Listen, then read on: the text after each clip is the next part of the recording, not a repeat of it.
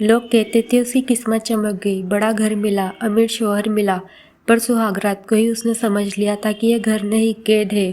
फिर भी उसने मुंह से एक शब्द की शिकायत नहीं की और उसी खामोशी ने एक दिन पूरे घर को उसके कदमों में ला दिया। मिशेल एक नर्म दिल, सादगी भरी और खामोश सी लड़की। उसके घर की हालत बहुत मजबूत नहीं थी, लेकिन उसके चेहरे पर कभी शिकायत नहीं दिखती थी। उसकी अम्मी हमेशा कहा करती थी, बेटी सब्र और शुक्र इंसान को हर तंग रास्ते में से निकाल देता है। मिशेल इन बातों को दिल में रखकर जीती थी। जब उसकी शादी अयान नाम के लड़के से तय हुई तो लोगों ने कहा कि किस्मत चमक गई है, बड़ा घर, अच्छा कारोबार और शहर में नाम। लेकिन मिशेल ने पहली रात ही समझ लिया कि हर रोशनी दूर से अच्छी दिखती है, पास आकर असल रंग नजर आता है। अयान सख्त मिजाज का आदमी था, कम बोलने वाला, और जो बोलता था उसमें नरमी के बजाय ठंडापन ज्यादा होता था। मिशेल जितना प्यार से बोलती, अयान उतना ही फासला रखते हुए जवाब देता।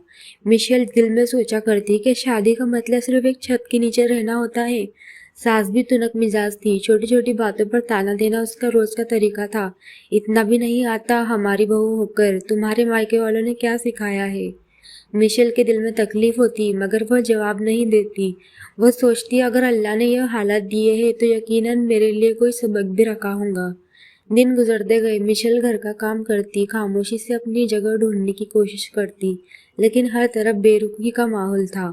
न अयान की तरफ से मोहब्बत, न सास ससुर की तरफ से तस्लीमियत। एक दिन रात को जब सब सो चुके थे, मिशेल छत पर जाकर चुपचाप बैठ गई। हवा थनसी गई थी, आसमान के नीचे उसे अपनी तन्हाई बहुत बड़ी लगी। आंखों से आंसू बह निकले, लेकिन आवाज एक भी नहीं निकली। उसने दिल में कहा, ए मेरे रब, मुझे ताकत दे, मैं टूटना नहीं चाहती। उसी रात मिशेल ने फैसला किया, वह खामोश रहेगी मगर टूट कर नहीं, वह सब्र करेगी मगर हार कर नहीं। उसे नहीं पता था कि असल कहानी तो अब शुरू होने वाली है।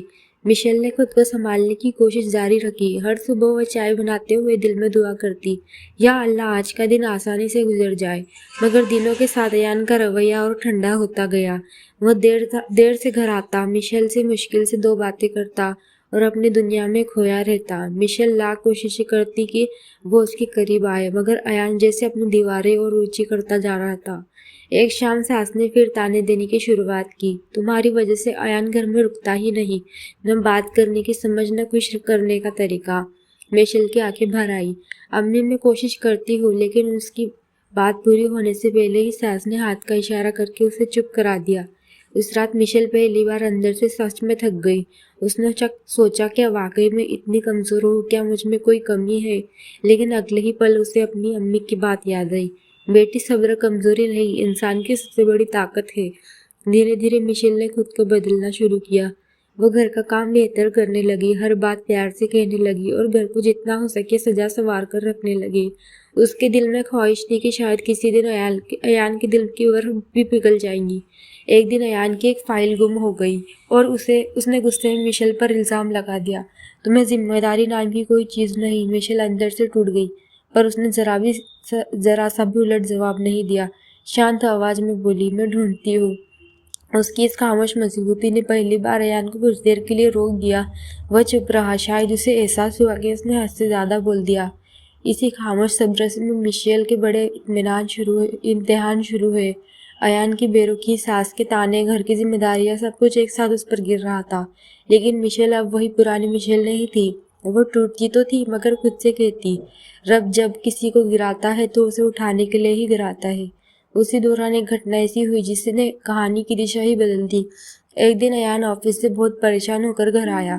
चेहरा उतरा हुआ था, आंखों में बेचैनी साफ नजर आ रही थी। मिशेल ने दरवाजा खोला और धीरे से पूछा, अयान सब खैरियत?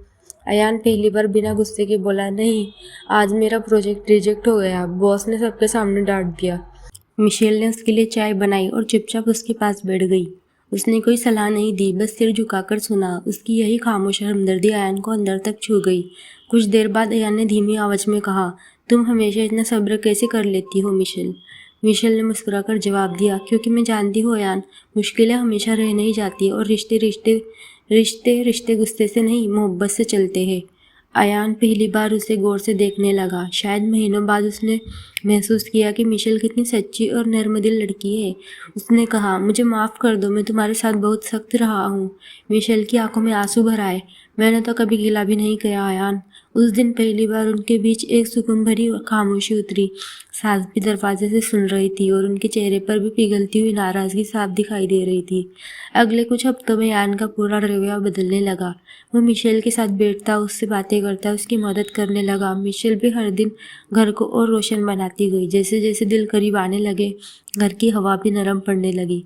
एक शाम यान ने मिशेल के हाथों में चूड़ियाँ पहनाते हुए कहा, तुम सच में मेरी ज़िंदगी की बरकत हो। तुम्हारे सब्र ने मुझे बदल दिया। मिशेल की आंखें खुशियों से चमक उठी। जिस लड़की ने तकलीफों के बीच मुस्कुराना नहीं छोड़ा था, आज उसी के आंगन में खुशियों की बरसात हो रही थी। धीरे धीरे सास भी मिशेल की नरमी और अदब से प्रभावित होने लगी। अब वो उसे बेटी की तरह मानने लगी और हर घर में प्यार का माहौल बन गया। कहानी के आखिर में मिशेल ने रब से एक ही दुआ मांगी, या अल्लाह, कभी मेरा सब्र मुझसे छीनना मत, यही मेरी सबसे बड़ी ताकत है। और रब ने उसके सब्र का ऐसा इनाम दिया जिसने उसकी पूरी ज़िंदगी बदल दी। टूटा हुआ रिश्ता जुड़ गया, बेरुखी मोहब्बत में बदल गई और घर आंगन फिर से रोशन हो गया। यही थी मिशेल की कहानी। ये एक ऐसी लड़की थी जिसने चुप रहकर हार नहीं मानी, बल्कि सब्र और अदब से पूरी दुनिया जीत ली।